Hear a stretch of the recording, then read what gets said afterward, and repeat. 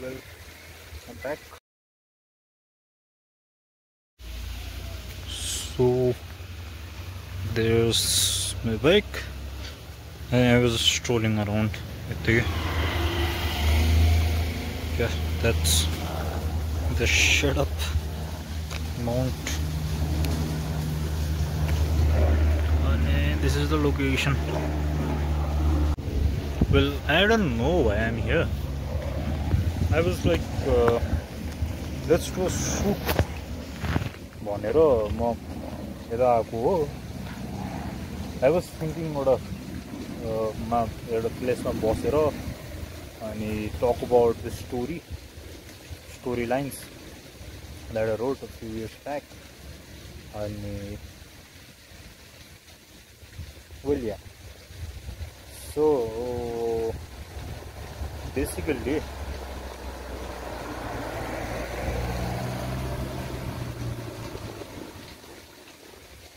I have written about something already, and the topic भन्दा नि storyline कस्तो सोचेको थिएँ मैले भन्दा चाहिँ मैले त्यो टाइममा I started reading about Nepali love stories and all,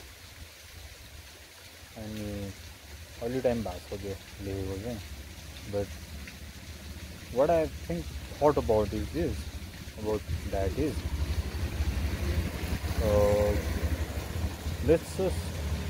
I'll just tell you this story के हुन्छ भनेर चाहिँ. So आर्यघाटको पारिपट्टि, like what is the place name? मृगस्थली or something. अनि yeah, आर्यघाटको पारिपट्टि मैले I will buy a cup of tea, अनि त्यहाँबाट I take that cup of tea and sit on one of those benches. And when I look around, so basically I am a girl for this character. For the character चाहिँ the girl is girlको पर्सपेक्टिभबाट लेखेको छु starting चाहिँ, but अलि पछि चाहिँ transfers the perspective to a boy. So स्टार्टिङमा चाहिँ the girl is sitting on the bench पशुपतिमा, आर्यघाटको पारिपट्टि, खोला पारिपट्टि, बेसिकली खोला पारिपट्टि. अनि त्यहाँ बसेर यसो यताउता हेर्दाखेरि I will see a boy अर्को बेन्चमा, उतापट्टि बेन्चमा a boy will be sitting there, अनि I will look at him and think where I have seen this man. I have seen that man somewhere, but I'm not sure where, and I'm not sure कहाँ भेटेको, कसरी भेटेको, but I knew him very well. अनि त्यहाँ चाहिँ लेख्दाखेरि चाहिँ मैले I have taken it like मैले यो मान्छेलाई कहाँ भेटेको, सायद कुनै अफिसमा हो कि सायद कुनै कार्यक्रममा और मेरो कलेजमा समथिङ त्यसरी.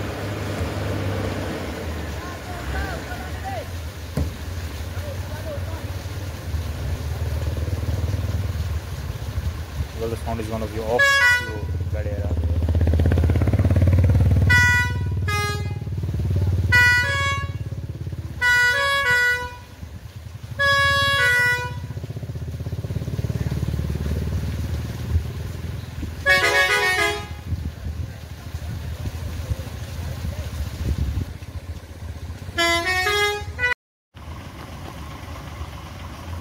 वेल यस्तो छ बस.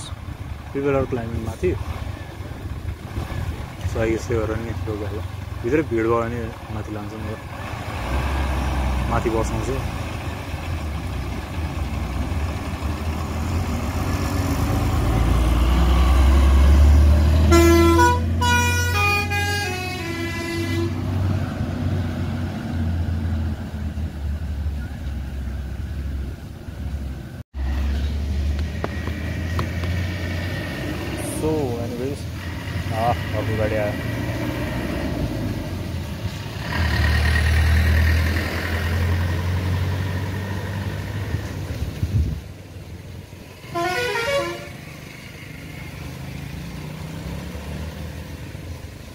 एनीवेज अनि म त्यो मान्छेलाई हेरिरहेको हुन्छु अनि त्यो मान्छेको लाइक अनुहार चाहिँ like explaining about the face what the girl says is a bit different from what I would say, but explaining about the face, it's like people explaining about the paris of Swarga. You can see that he was very handsome and things type go, and usko muar चाहिँ like को मुहारमा it's like त्यो चमक हुन्छ नि like happy face हँसिलो मुहार टाइपको I guess that is what we call it हँसिलो मुहार अनि या she will be looking at him अनि थिङ्किङ अबाउट वेयर सी स हिम भनेर अनि एक्कासी कतै परबाट रोको आवाज आउँछ कि सो आर्यघाटमा कसैलाई जलाउन आउँदाखेरि कोही आमा रोयो टाइपले अनि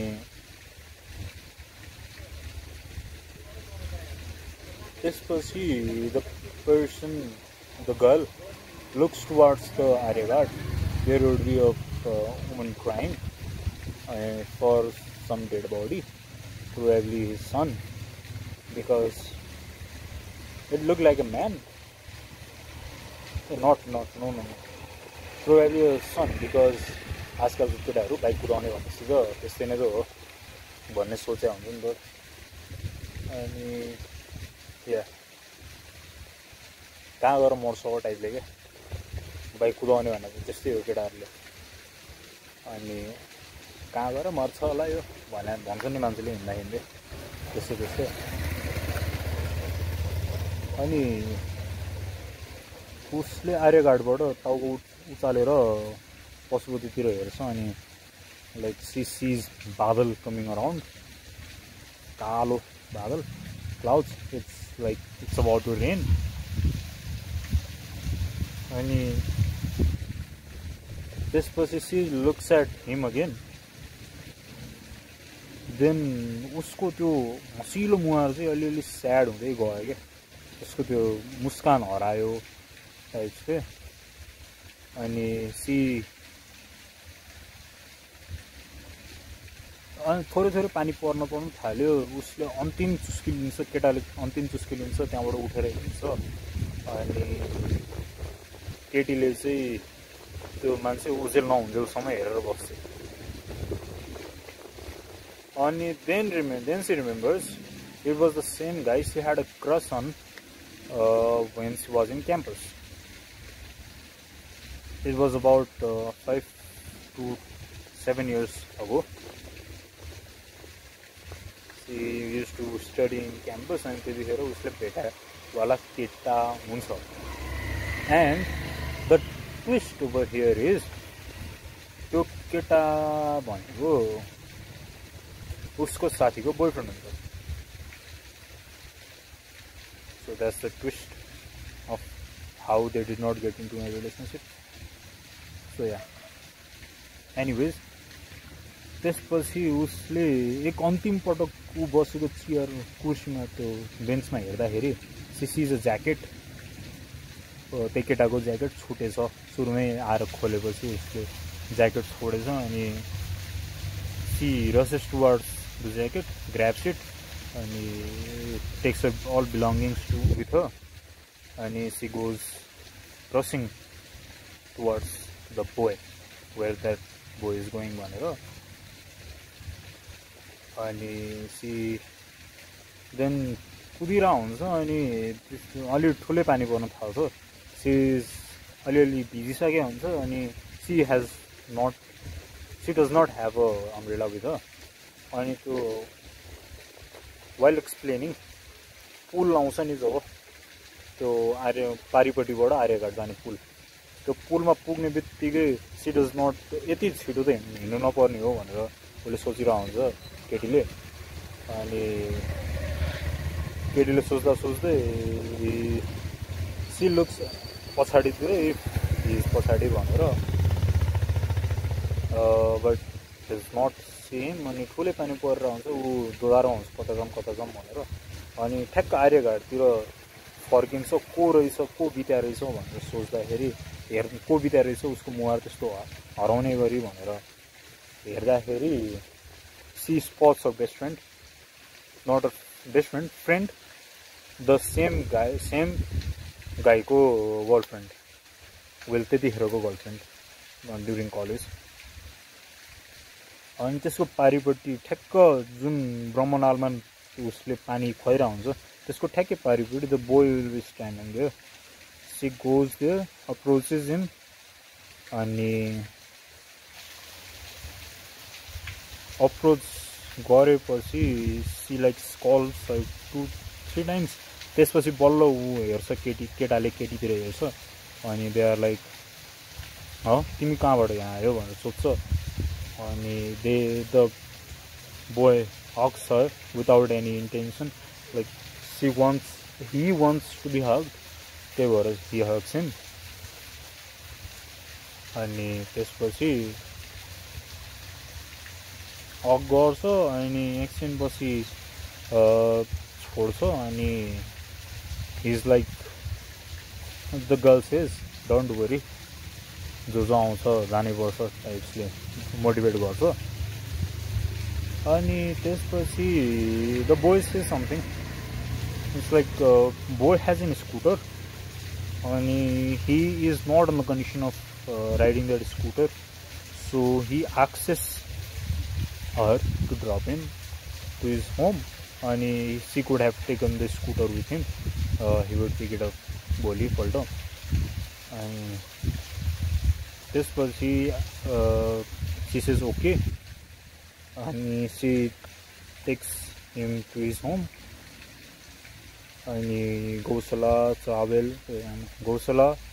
पुरानो बानेश्वर नयाँ बानेश्वर शङ्खमुल हुँदै पाटन जाने बाटोमा लिभ्स अराउन्ड देयर पारिपट्टि शङ्खमुलको पारिपट्टि लिभ्स अराउन्ड देयर अनि she knows his home but still the boy is अलिअलि जोनिङ आउट अनि सेङ द लोकेसन्स अनि त्यसपछि दे गेट होम अनि it was still raining so he offers her a cup of tea अनि gives her a towel to wipe herself up since he was wet अगाडि उसमा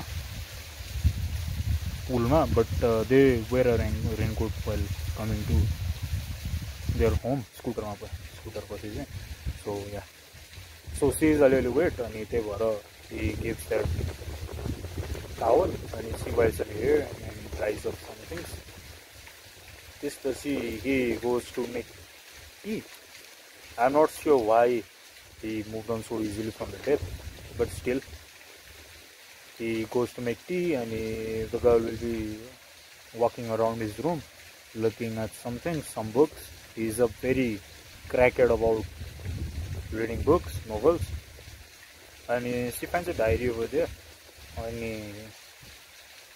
a slip of paper falls down from the diary and she recognizes that slip and